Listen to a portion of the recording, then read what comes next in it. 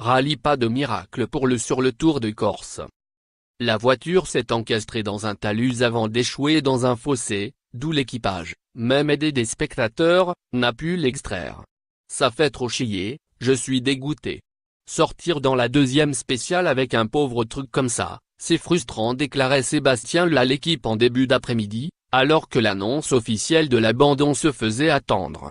Et pour cause, si le pilote a échoué, le produit marketing a d'ores et déjà rempli son contrat. Sébastien Loeb impuissant à côté de l'auto au fond d'un trou. L'image rappelait une autre voiture du duo Loeb-Lenac, la Peugeot 3008 DK ensablée au fond d'un creux dans les dunes péruviennes. L'accident avait contraint les deux hommes à abandonner le Dakar le 10 janvier, avec pour différence notable que Daniel Elena n'est cette fois-ci pas blessé. C'est à partir de cet échec en rallye raid que l'Alsacien a décidé de tenter son retour dans le championnat du monde des rallyes, WRC, uniquement mu par le plaisir de retrouver ses sensations de conduite.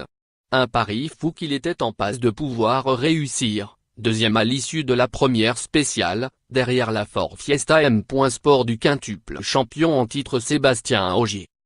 Lire aussi. Dakar, abandon de Sébastien Loeb. La motivation de Citroën à faire courir à nouveau celui qui lui a apporté 9 couronnes successives est différente.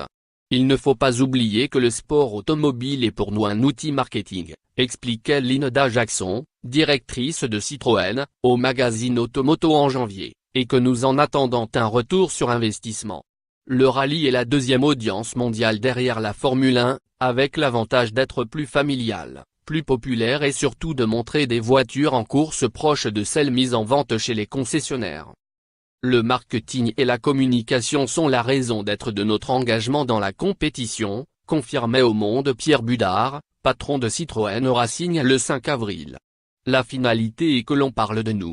Quand vous avez un pilote de la notoriété de Loeb, cela donne une surexposition. 3e sur 4 au classement constructeur, avec une première voiture en 10e place vendredi, ce n'est en effet pas par ses performances que Citroën pouvait briller cette année. Les résultats sportifs ne sont qu'un plus éventuel, confirmait M. Budard.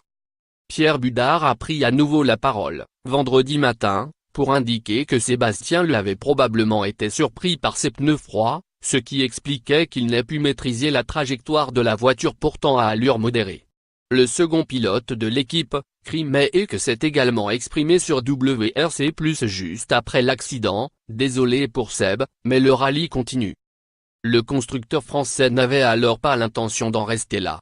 Dans l'entourage de l'équipe, on laissait entendre que le mythique équipage pourrait reprendre le départ samedi 7 avril dans la catégorie inférieure, en WRC2, au volant de la toute nouvelle C3 R5, lancée au moment opportun par la marque au chevron, une décision confirmée en fin d'après-midi.